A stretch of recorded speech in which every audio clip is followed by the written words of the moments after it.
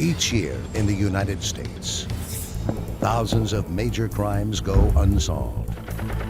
When the case has gone cold and police have nowhere to turn, they seek assistance from the public.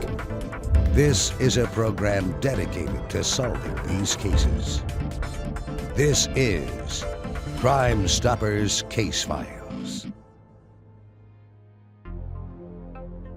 Welcome to Crime Stoppers, South Florida Case Files. I'm Dick Masten, the director of Miami-Dade Crime Stoppers. The purpose of this program is to share unsolved cases with as many South Florida viewers as possible, empowering you to do something about the violence on our streets. Every case we feature is unsolved. Every case we feature has a cash reward available. In other words, every case we feature is an opportunity for you to help your community and at the same time earn Crime Stoppers cash without even giving your name. Now let's get started. On October the 18th, 2009, 58-year-old Antonio Tovar was ambushed and shot as he left a family member's home. He was well known for his solid gold necklace, said to be valued in the tens of thousands of dollars. The thieves wanted that necklace. Here's the story. Ay, no te puedo decir nada malo porque tú eres un alma de Dios. Bueno, de Tony, de Antonio Tovar, lo único que puedo decir son cosas buenas nada más porque es una persona maravillosa. Ese no era un hermano, sino un hijo. Eso era un alma que no tenía nada de él. Se va bien con todo el mundo, nunca le hizo mal a nadie, siempre ayudando al prójimo. Ay, bien, aquí extrañándolo mucho. Esa era mi vida. 911, what's the address of your emergency? 3805 West 8th Wing. Okay, and what's going on there, ma'am? Okay, there was more than 6 shots, and there's a man on the floor, and he's breathing, but I don't know if he's okay. Did you see who shot him? No, there were 3 men who were covered. 3 or 4 men who were covered. Do you see them leaving a car or on foot? They were on foot.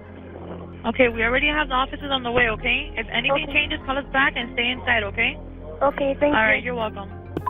On October 19th, 2009, officers were dispatched to an area within Mango Hill development in Hialeah.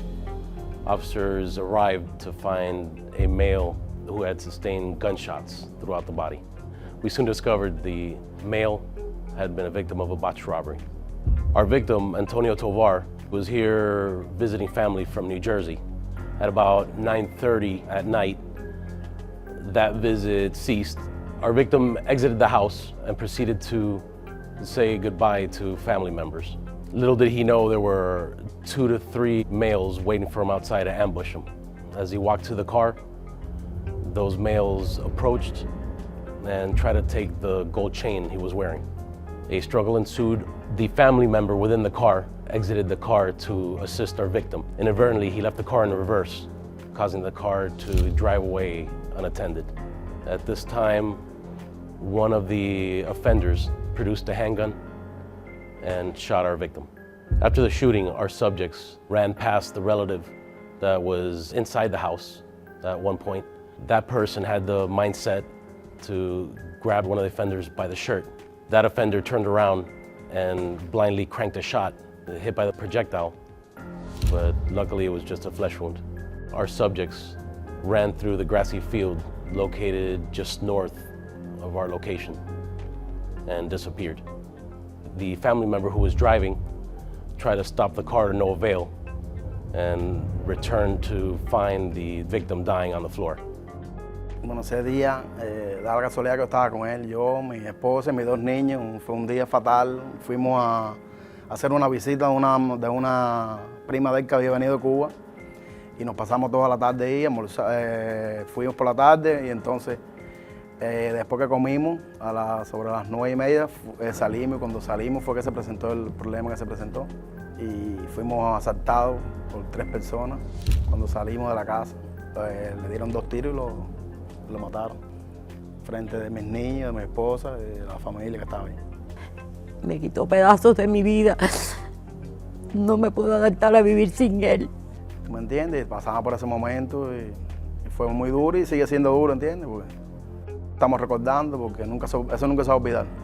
Our shooting took place within a cluster of townhomes. It's a densely populated area. The shooting happened at about 9:30, leading us to believe There was some activity. There's plenty of traffic in and out, and we feel someone saw something. After our exhaustive investigation, we still don't know who these defenders are. We know there are 2 to 3 black males wearing dark clothing, obviously armed with a firearm. The medallion and chain taken in this case were unique. The medallion was considerable in size, the chain was thick. The medallion had a religious figure on it. Someone, we feel, has seen it. Either it's been taken somewhere to get melted or shown to somebody else. Anyone with information can contact the Hialeah Police Department, or you can call Crime Stoppers. Yo no quiero ver los degenerados eso que lo mataron. Así que yo creo que encuentren el asesino ese, para estar tranquila aunque sea. Bueno, tuvieron un poco más de tranquilidad nosotros, por lo menos, tú sabes, podríamos estar más en paz, más allá para saber quién fue la persona que hizo eso, ¿entiendes? In the murder of 58-year-old Antonio Tovar, police are looking for 2 to 3 black males who were wearing dark clothing. They would also like to speak with anyone who might have seen his necklace. If you have any information that could help investigators, call Crime Stoppers. You will, as always, remain anonymous and be eligible for a cash reward.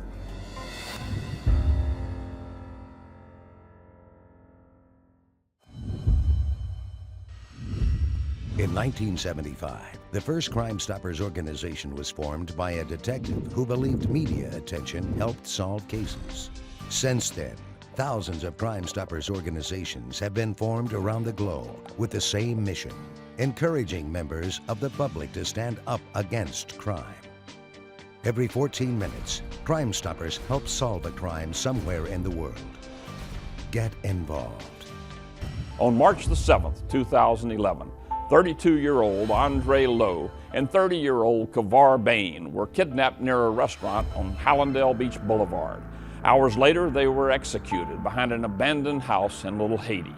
Here's the story. He was the middle child. It's 3 of us. And he grew up with my grandma, but eventually he came to live back with us. My mom started working as a nurse, so he was more like my father, you know. My father wasn't around, and he raised me while my mom was working and helping provide for the family. So everything I really know is because of him. I met him in the end of 1999, and we got married in 2000. We were married for, before he passed, I would say almost 11 years. And we had 2 kids. My son loved him. I mean, there's nobody else better than his dad. And he was just a great father. He was real cool, real laid back. Really didn't like to talk too much, but he was still smart. He caught on to things very, very fast. Well, in the family, he was the more laid back person. I'm more tight, and he's always calm and cool. He was great with the children. Everybody loved him. Everybody loved him, no matter what. No matter if he did something good, no matter if he did something bad. You know, everybody was just there to support him, and, you know, he would really be missed. He was born December 14, 1978. He had to stay in the hospital 11 days, so he came home in the Christmas stocking. So that was like my Christmas present. He was nothing but a bundle of joy. When I was growing up, he was always younger than me, so I was like his protector and stuff like that. Well, my uncle, he was a great person. He had a warm heart. He did anything for anybody. He treated me like his own daughter. He just was a great guy in whole. He came up in church, and he went to Christian school. He played sports. He was such a loving child. He was always the life of the party. Everywhere he went, everybody knew him, and even if it's, you know, he went to South Beach or other celebrities, you know, he knew a lot of people. He was such a happy person, and everyone that he touched, he had such an impact on their life, even to now. On March 8, 2011, at approximately 7:44 a.m., City of Miami police units were dispatched to the area of 570 Northwest 67th Street. Young children on the way to school found 2 dead bodies in the back of that residence. Throughout the course of the investigation, we found out the identity of both victims to be Kevar Bain and Andre Lowe.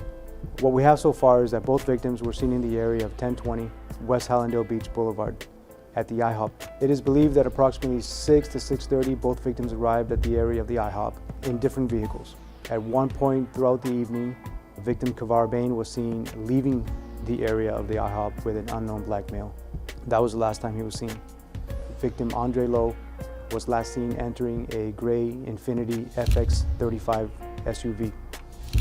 That was the last time he was seen. We also believe that at one point both victims reunited in the area of the IHOP involuntarily. We believe that they were kidnapped from the area of the IHOP, taken on a journey throughout the Liberty City, Alapata, Overtown area, eventually ending up in Little Haiti. We believe that both victims were tied up prior to them being transported to the Little Haiti area. We believe when they got to 570 Northwest 67th Street, they were forcibly taken out of the vehicle, dragged to the back of the house, beaten, and eventually executed behind 570 Northwest 67th Street. The day I actually found out, I was on the phone with all his friends. No one knew anything. 5 minutes later, the same friend called me back and said that they found his body. It was one of the hardest things that I ever had to go through because I had to pick up the kids from school and I'm crying and crying and crying and crying and I couldn't let my kids see what I was crying for. It's more like surreal. You hear it, but because you really haven't got any chance to think about it yet, when I hit the block on his mother's house and I saw all the cars out there, that's when I knew that this is real. First thing I was thinking, how I'm gonna tell my kids that their father isn't coming home anymore. I had spoke to my son earlier about 5:07. I had that 12 big boxes for him. I'm waiting for him to come pick up the boxes. So by 8:30, I started calling him to find out why he wasn't coming. So I kept calling him up until about 2 o'clock in the morning. So right then, I had like an urgency because I know something was wrong because my son was so dependable. He said, Mom, I know it's kind of getting late. I'll pick him up tomorrow. But he didn't come by. That morning, I went to start looking for him. I called my son, he was at work. I said, call his friend, see why have anybody heard from him, but nobody heard from him. And right then, I know something was wrong right there. My mom called me probably around, I'd say like maybe after 7. So I called a couple of friends, see if they heard from him, and we ended up calling the detectives. And my mom, along with one of his friends, found the car at the IHOP, and that's when I left my job, probably around, I think it was like 11:48. And I headed over to the IHOP in Hallandale, and that's where he found the car.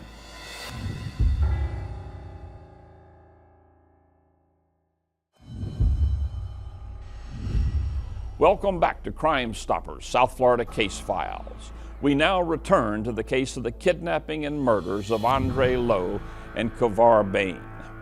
On March 7, 2011 at approximately 6:30, victims Kevar Bain and Andre Lowe were kidnapped from the area of 1020 West Hallandale Beach Boulevard. They were transported to the Little Haiti area where they were bound, beaten, and killed. We have witness testimony stating to the fact that they observed a gold-colored vehicle fleeing the area just prior to shots being heard in the area, approximately 12 o'clock midnight.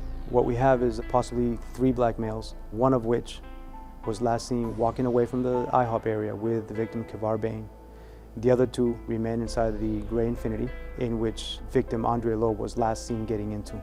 The Infiniti is a newer model, gray in color FX35 SUV type vehicle. It has approximately 27 and 26-inch rims.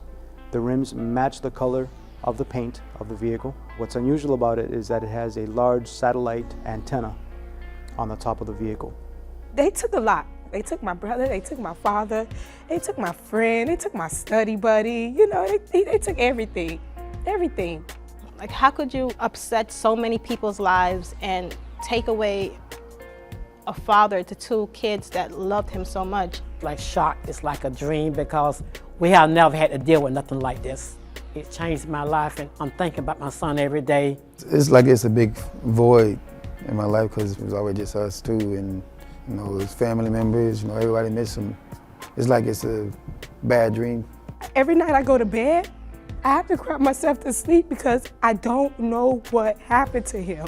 I would want to know, how could you? Like, how could you upset so many people's lives and take away a father to 2 kids that loved him so much? And you know something, please come forward and because that person who did this, you know, they don't have no regard for nobody's life. It could be your family next time. Imagine if it was your brother and that's the only brother you had. You know, you would want somebody to call Crime Stoppers and tell them whatever they know.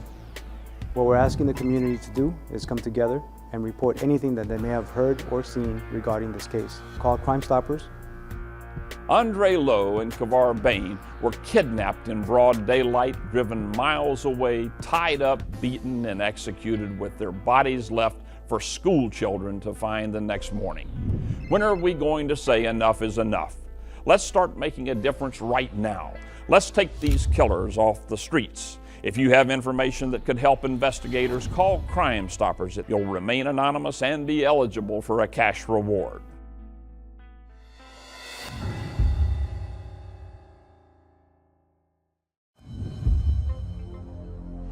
Welcome back to Crime Stoppers, South Florida Case Files. I'm Dick Masten. It's been proven that programs such as ours solve crimes after several airings of a case. With that in mind, we'd like to quickly review a few cases that we've featured on past episodes. On December the 4th, 2009, 54-year-old Carol Taylor was having her hair done at a friend's home near 170th Street in Miami Gardens. When she left the hairdresser's, she was targeted by a killer wielding an AK-47. It appears that Carol had just pulled to the T intersection located at Northwest 38th Court and Northwest 170th Street. She was actually traveling eastbound. As soon as she had continued forward from her stop, she was confronted by a red vehicle that had rapidly accelerated in front of her vehicle as she had already attempted to drive into the intersection. The suspect makes his way towards the passenger side of Carol's vehicle and starts shooting multiple shots into the passenger side of Carol's car. Ms. Taylor was hit, unfortunately fatally, with the projectiles that were shot into the passenger side of her car. The suspect was described as a tall, thin black male.